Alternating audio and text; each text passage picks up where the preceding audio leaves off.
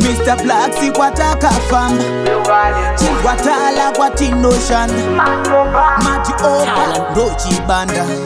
obanda pakukutu chochema ndonyara here nekutika ndine mavanga chakachenjedza ndicho chakatanga zvese takungofira kawedenga ndinganyarare ndichirohwa nemunga vaibvunzana nonzani vamwe vakati izvi hakoni hauzozive kuita kwaMwari takura vanopa pamberi pevavengi vaibvunzana nonzani vamwe vakati izvi hakoni hauzozive kuita kwaMwari takura vanopa pamberi pevavengi unonzwa voti hazvina kana futi kumbofito nyangwe kuroya ndifunge kunofita ini ungavhara denga umbochita chitotsunga moyo pane zvako kausakuita rakapura wakapura wani namoinamwa pana iri nani muupenyu watorarama usadzikisira munhu nekuda kwendarama vaibvunzana nonzani vamwe vakati izvi hakoni hauzozive kuita kwaMwari takura vanopa pamberi pevavengi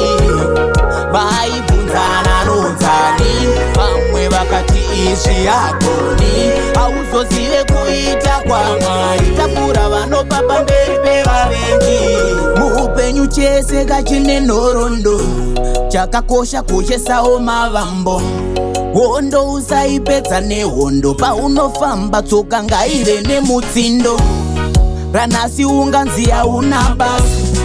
asi ramangwana chava nebasa uchakosheswa pari masezesa wova painotenga mari kafanganasa vaibvunzana nonzani vamwe vakati izvi hakoni hauzozive kuita kwaMwari takura vanopa pamberi pevavengi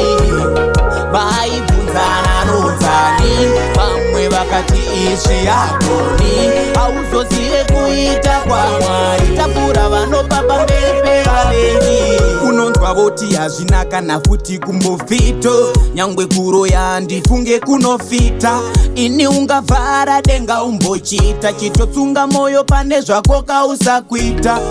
rakapura wakapura wani namoinamwa pana iri nani muupenyu watorarama usadzikisira munhu nekuda kwendarama vaibvunzana nonzani vamwe vakati izvi hakoni hauzozive kuita kwaMwari takura vanopa pamberi pevavengi vaibvunzana nonzani vamwe vakati izvi hakoni hauzozive